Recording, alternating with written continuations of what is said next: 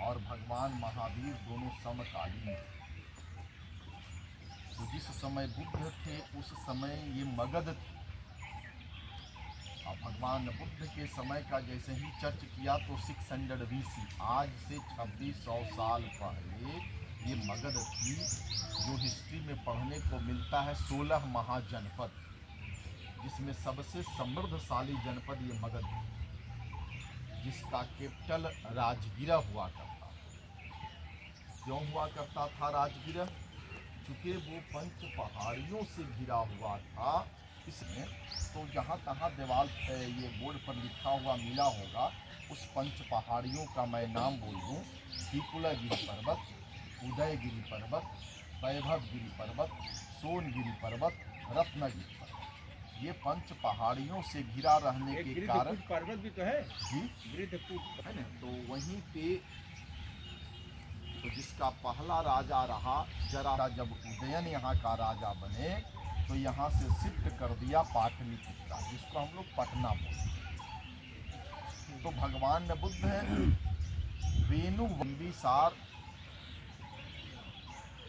Jail होते हुए जाते, क्योंकि बिंबिसार ने अपने बेटा से, अजात शत्रु से डिमांड किया था कि हमको ऐसे जेल में बंद करो जहां भगवान बुद्ध को नित्य प्रतिदिन दर्शन कर सकूं।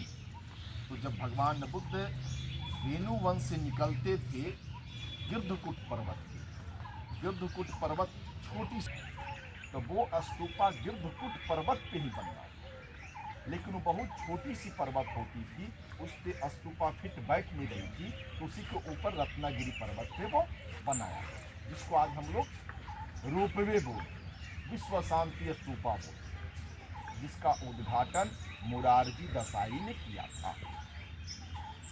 तो पूरे एशिया महाद्वीप में 3 विश्वविद्यालय, तीनों विश्वविद्यालय बौद्ध यूनिवर्सिटी थी। फर्स्ट हो गई तक्षशिला, जो कटकर चली गई पाकिस्तान रावलपिंडी। सेकंड हो गई नालंदा, और थर्ड हो गई विक्रमशिला, बिहार भागलपुर कहलगांव। तो सबसे ओल्ड यूनिवर्सिटी तक्षशिला। आप लोग नाम सुना होगा चरक, चाणक्य, जीवक, पतंजलि, सुखदेव, ये सब सारा वहीं का प्रोडक्ट है ना।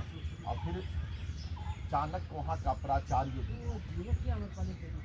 तो फैली, तो वो भी कन्वर्ट हो गई बौद्ध यूनिवर्सिटी में, तक्षशिला।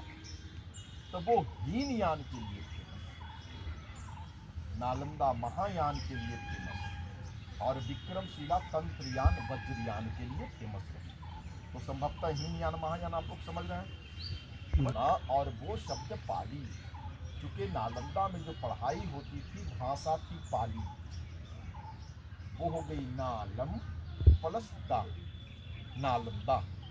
तो नालम का अर्थ होता है कमल का फूल, जो ज्ञान का प्रतीक माना जाता है, और दा मीन्स देना। तो जो स्थान ज्ञान को देता था उस स्थान का नाम नालंदा।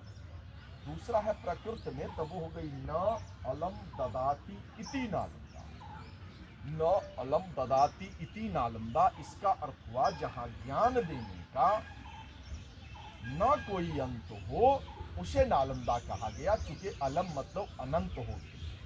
इसको पूरे दुनिया का लोग देखने के लिए आते हैं, और कोई मनोरंजन करने के लिए नहीं आते हैं, एजुकेशन हब के नाम से नालंदा को देखने आते हैं। समझ में आई बात नहीं? चूंकि पूरे वर्ल्ड में फर्स्ट रेसिडेंस यूनिवर्सिटी नालंदा थी।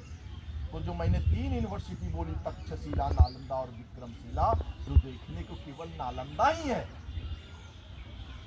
तक्षशिला तो पाकिस्तान में चली गई, तो जीर्ण अवस्था में कुछ है ही नहीं। विक्रमशिला है तो थोड़ी सी पार्ट देखने को मिलेगा, कोई ज़्यादा वैसा है नहीं। जो भी देखने को मिलेगा विभक्त रूप में, वो स्क्रिप्ट जो थी वो ब्राह्मी थी, ब्राह्मी जैसे